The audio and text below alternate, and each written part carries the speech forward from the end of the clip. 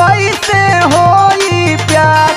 सुना सुना सासू जी के धियावा घुंघुटवा लेवे दातार।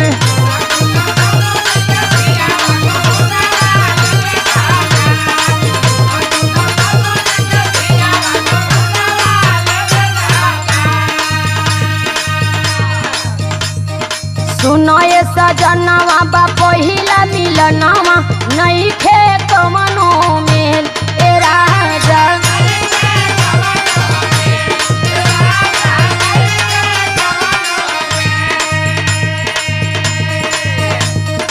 बाबा घरे रहली त गुल्ली डंडा खेलली ना प्यार वाला खेल ए राजा।